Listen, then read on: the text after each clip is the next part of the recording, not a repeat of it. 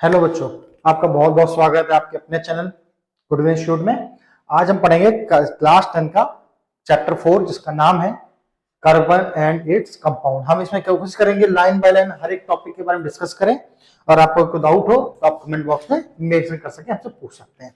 ठीक है, चलिए देखते हैं। इसमें हमने पढ़ा हुआ है, क्या क्या पढ़ा है हमने। कुछ कंपाउंड के बारे में पढ़ा है, पुराने चैप्टर में बहुत सारा यूज हुआ है, लाइक सोडियम क्लोराइड ले लो आप, चाहे NaCl ले लो, सोडियम क्लोराइड, सल्फेट हो गया, कैल्शियम क्लोराइड हो गया, एल्युमिनियम क्लोराइड हो गया, एंड भी सो ऑन, बहुत सारे कंपाउंड होते हैं। ठीक है, उसका हम डिस्कस कर चुके हैं। तो यहाँ बोला गया हमें क्या पढ़ना है, देखिए हमने यहाँ पे कुछ कार्बन कंपाउंड के बारे में पढ़ेंगे। We shall learn about the carbon and its element. यहाँ बोला गया बहुत सारी चीजें आपने देखी होंगी, बहुत सारे मेटल्स होंगे आपने देखे होंगे, कुछ चीजें बनी होंगी आपके आसपास, जो चीज मिट्टी और मिट्टी वगैरह या शीशे वगैरह से बनी हो या अदर थिंग। तो नोटिस करिए, आप अपने आसपास की चीजों को ऑब्जर्व करिए, देखिए क्या क्या चीज बनी है, किस चीज से बनी है। जैसे एग्जांपल आपके पास बुक्स होंगे, बुक्स की बनी होती है अदर ऑब्जेक्ट की। आपके घर में टेबल होगी, टेबल भी लकड़ी की बनी होती है, वुड की बनी होती है। ठीक है, ऐसा ही आपके पास बकेट होगी, बकेट किसकी बनी होती है, प्लास्टिक की बनी होती है। और भी ऐसे आप बहुत सारी चीजें देख सकते हैं, ऑब्जर्व कर सकते हैं अपने आसपास। तो आप क्या देखेंगे, मोस्ट ऑफ द चीज, जितनी भी चीजें मैक्सिमम आपकी किससे मिली होती है, कार्बन के बनी होती है। ठीक है, तो इसमें आप देखेंगे बोला गया जितने फूड है, क्लॉथ्स हैं, मेडिसिन हैं, बुक्स हैं, और भी अलग चीज जो आपने लिस्ट में लिखा होगा, देखा होगा, ऑब्जर्व किया होगा, वो सब किसके नीचे है, वो कार्बन के वर्सेटाइल एलिमेंट है, बहुत सारे अजीबोगरीब एलिमेंट है। और इसने बोला हमारे ह्यूमन बीइंग में ऑल लिविंग स्ट्रक्चर जितने भी है कार्बन बेस्ड, जैसे हम, मैं, आप, कुछ भी है, ये चीजें सब किसी मिलकर कार्बन एलिमेंट से बनी हुई है। अमाउंट ऑफ कार्बन प्रेजेंट जो अर्थ में है, केवल एटमॉस्फेयर बहुत ही ज्यादा छोटा छोटा सा पार्ट है। बोला गया अर्थ क्रस्ट में केवल 0.2% कार्बन है, जो कि किस फॉर्म में अवेलेबल है, कार्बोनेट की फॉर्म में, हाइड्रोजन की फॉर्म में, कार्बोनेट की फॉर्म में, कोल, पेट्रोलियम, इसकी फॉर्म में अवेलेबल है कितना, 0.2% ओनली। और जो एटमॉस्फेयर में है 0.3% है, जो कि केवल और गैसेस फॉर्म में अवेलेबल है हमारे पास। ठीक है, इतनी कम क्वांटिटी होने के बाद भी हमारी पूरी डिपेंडेंसी कार्बन से कैसी, अब इसमें देखेंगे कार्बन का ऐसा नेचर क्या, वो सब चीजों के बारे में इसमें डिस्कस करेंगे। अब बात कर रहे हैं हमें इसमें टॉपिक पे अगले, जिसका नाम है बॉन्डिंग इन कार्बन या कोवेलेंट बॉन्ड। बॉन्डिंग किस टाइप की फॉर्म करता है, आप एग्जांपल को समझ सकते हैं। जैसे आपने पढ़ा होगा एक NaCl होता है, आपने थर्ड चैप्टर में पढ़ा है। NaCl किस टाइप का बॉन्ड बनाता है, इलेक्ट्रॉन को लूज करता है और गेन कर लेता है। ठीक है, इलेक्ट्रॉन लूज और गेन करने की एबिलिटी जब आ जाती है तो उसको बोलते हैं आयनिक कंपाउंड। कैसा कंपाउंड बोलते हैं, आयनिक कंपाउंड। ठीक है, और यहां बोला गया कार्बन का बॉन्डिंग किस तरह से होती है, कोवेलेंट। और ऐसा क्यों होता है वही बताएंगे, और होता क्या ये बताएंगे। बोला गया हमने पढ़ा हुआ है जो आयनिक कंपाउंड होते हैं उसका हाई मेल्टिंग पॉइंट होता है, हाई बॉइलिंग पॉइंट होता है। ठीक है, इलेक्ट्रिसिटी कंडक्ट कर सकते हैं लिक्विड स्टेट में। ठीक है, आगे बोला है और भी हम इसमें आयनिक कंपाउंड के बारे में और बिहेवियर के बारे में पढ़ सकते हैं। ठीक है, इसमें हम बात करेंगे, किसकी बात करेंगे, कार्बन का कोवेलेंट बॉन्ड के बारे में। उसका नेचर आपको यहाँ पे मिल जाएगा। अब पॉसिबिलिटी क्या है, जैसे Na की बात करी है हमने, Na जो है एलिमेंट, Na का एलिमेंट होता है 11 नंबर होता है, आपको सबको पता है। तो इसको कन्फिग्रेशन में डालेंगे तो 2, 8 और 1 आ रहा था। तो लास्ट वाले सेल में एक इलेक्ट्रॉन है, और लास्ट वाले सेल में एक इलेक्ट्रॉन, इसका मतलब 7 इलेक्ट्रॉन लेके फुलफिल हो जाए, या एक इलेक्ट्रॉन लूज करके आपस में न्यूट्रल हो जाए, मतलब कि आउटर मोस्ट सेल अपना पूरा कंप्लीट कर रहा है। तो इस केस में इसने क्या किया था, Na प्लस फॉर्म किया था और एक इलेक्ट्रॉन लूज कर दिया था। सिमिलरली क्लोरीन की बारी आई थी, तो उसका क्या होता है 2, 8 और 7। तो उसने क्या किया था, एक इलेक्ट्रॉन लूज, 7 लूज करने से बेटर है कि वो एक इलेक्ट्रॉन गेन कर ले, और इस हिसाब से उसने क्या किया था, एक इलेक्ट्रॉन गेन कर लिया, और दोनों की अंडरस्टैंडिंग हुई, दोनों में बॉन्डिंग हुई, तो हमारा NaCl फॉर्म कर गया। ये आपने ऐसा पढ़ा था। आप इसमें देख रहे हैं ये लूज कर रहा है और ये गेन कर रहा है, तो इसी को बोलते हैं आयनिक कंपाउंड। अब बात आती है जब कार्बन की, कार्बन के पास नंबर होता है 6, कार्बन का नंबर कितना होता है, 6 एटॉमिक नंबर। तो कन्फिग्रेशन क्या होगी, 2 और 4। अब बात आती है आउटर मोस्ट, इसके 4 एलिमेंट है, 4 इलेक्ट्रॉन है, तो ये 4 इलेक्ट्रॉन लूज भी कर सकता है, 4 इलेक्ट्रॉन गेन भी कर सकता है। और ये क्या करता है आप इसमें देखिए, बोला क्या गया है, it could gain 4 electron for C4 minus ion. बोला है 4 इलेक्ट्रॉन गेन करेगा, it would be difficult for the nucleus. क्यों, न्यूक्लियस के पास केवल 6 जितने इलेक्ट्रॉन होते हैं उतने ही प्रोटॉन होते हैं। अब यहाँ पे पहले इसका इलेक्ट्रॉन कितने थे, 6, तो प्रोटॉन भी कितने हो गए, 6। अगर वो बाई चांस किसी वजह से 4 इलेक्ट्रॉन और ले लेता है, तो उसके पास प्रोटॉन कितने रहेंगे 6 और इलेक्ट्रॉन कितने हो जाएंगे 10। तो वो क्या बोला गया है, वो होल्ड नहीं कर पाएगा, दिखा हुआ है जो 6 प्रोटॉन है वो होल्ड नहीं कर पाएंगे किसको 10 इलेक्ट्रॉन को, इस वजह से वो 4 इलेक्ट्रॉन गेन नहीं कर सकता।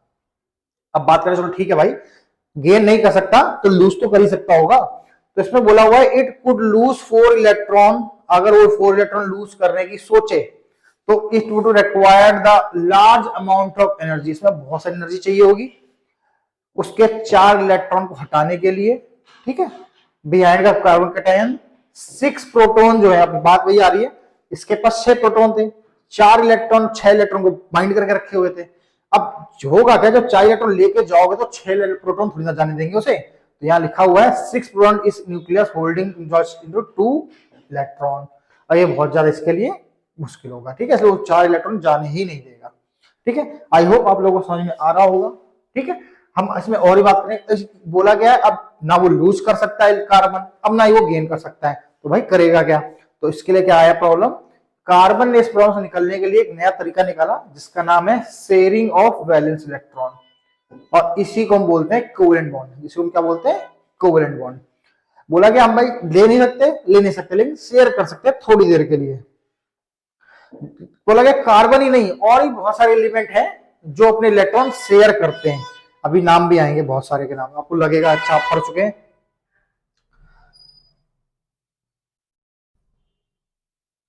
चलिए आपको सबसे पहले नाम बताते हैं H2, आपने H2 गैस बहुत सुनी होगी, हाइड्रोजन गैस रिलीज हो रही है, हाइड्रोजन गैस रिलीज हो रही है, तो है क्या है, अब ये आयनिक कंपाउंड है कोवेलेंट कंपाउंड, देखो हाइड्रोजन के आखिरी में होता है एक इलेक्ट्रॉन और इस वाले हाइड्रोजन के इलेक्ट्रॉन भी होता है एक इलेक्ट्रॉन, अब इसके बाद एक इलेक्ट्रॉन लूज कैसे कर दे, तो ये क्या करेगा थोड़ी देर ऐसी बॉन्डिंग बना लेगा आपस में कि भाई जब सर्कल पूरे बार हो तो ये तुम मेरे साथ काउंटिंग करा लेना, और जब तुम मेरी काउंटिंग हो तो मेरे साथ बॉन्डिंग बना लेना, इलेक्ट्रॉन इधर उधर घूमते रहते हैं, रोटेट करते रहते हैं, आपको पता होगा।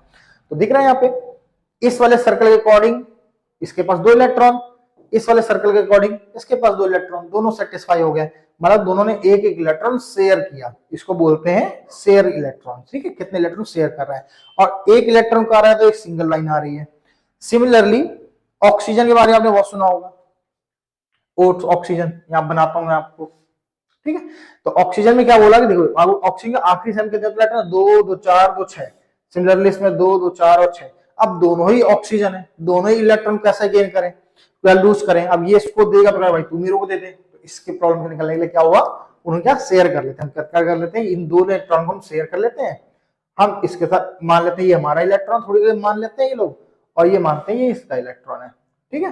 तो इतना ही, इस वजह से ये लोग क्या करते हैं शेयर करते हैं, दिख रहा है यहाँ पे बॉन्डिंग आ गई, और यहाँ पे आप दिख रहा है 2 2 इलेक्ट्रॉन शेयर कर रहे हैं, इसलिए यहाँ पे डबल बॉन्ड आया है।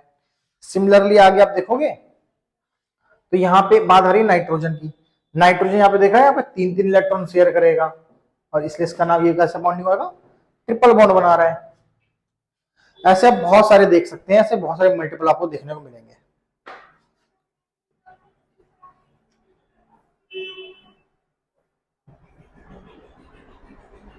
जैसे कि आप बना सकते हैं अपने लिए NH3 का बना सकते हैं कि NH3 कैसा बनेगा, तो बनाते हैं, देखो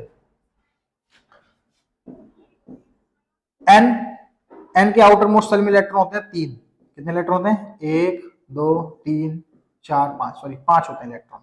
अब बनाना NH3 का स्ट्रक्चर, और यहाँ पे आया 3 हाइड्रोजन, और सबके आखिरी में कितने इलेक्ट्रॉन होते हैं 1 1।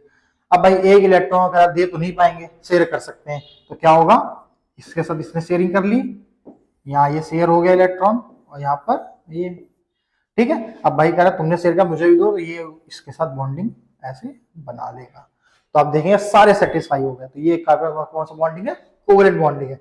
जब कोई एलिमेंट अपना इलेक्ट्रॉन लूज या गेन नहीं कर सकता तो वो क्या करते हैं कोवेलेंट बॉन्डिंग बनाते हैं, ठीक है।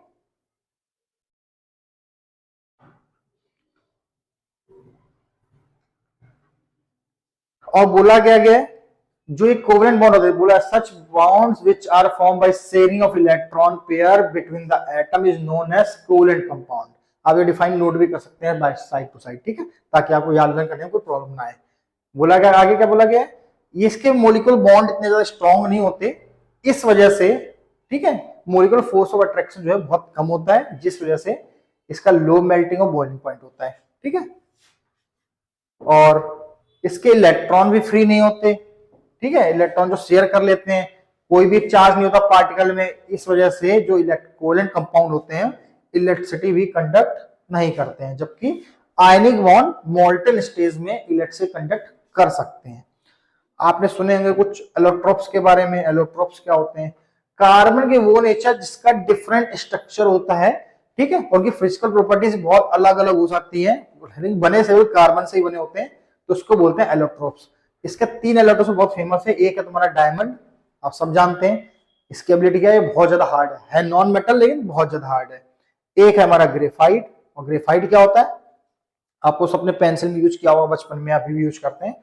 तो उसकी क्या एबिलिटी है, खास बात क्या है कि इकलौता नॉन मेटल है जो इलेक्ट्रिसिटी कंडक्ट कर सकता है। एक और है जिसके अंदर 60 कार्बन के कंपाउंड आपस में फुटबॉल शेप में ज्वाइन है, इसका नाम है मिस्टर फ्लोरेंस। तो आपको बस इसको ऐसे ही याद करना है कि इसके एलोट्रोप्स हैं।